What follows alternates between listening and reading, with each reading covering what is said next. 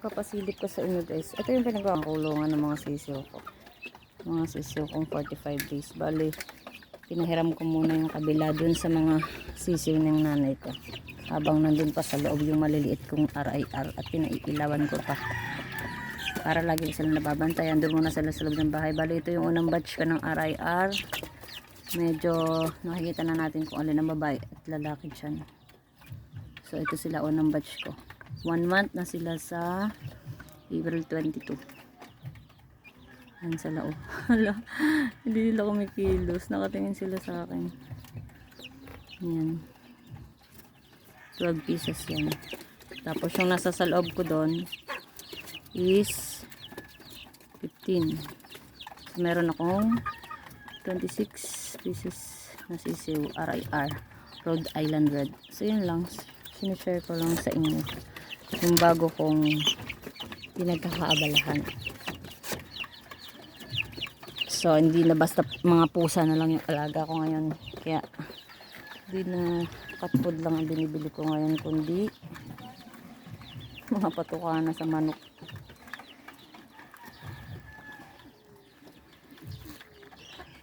Ayan na. So, yun lang. Pwede na natin ito palabas. Nakagyan pala natin ng tubig. Dito. Palta natin. Dilag natin dyan para mabuhay kasi nangangain sila ng gulay. Malunggay yan eh. So yan. Binukod natin yan. Ng patuka.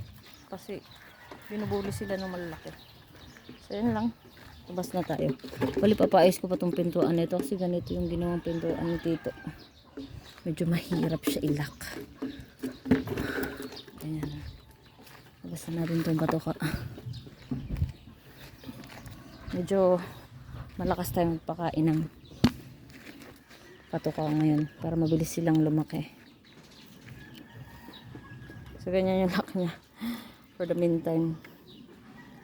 Ayan, init. Ayan. Okay na yan. So ito siya pag malayuan. Kung napapanood nyo yung mga una kong reels, mga video ko, kung paano ko nilinis unti-unti yan araw-araw hanggang sa naging gana siya. Ganyan na siya. Mas kapaki-pakinabang na siya. Yung lupang dating tambakan lang na kung ano-ano. So yun lang, share ko lang. Bye guys.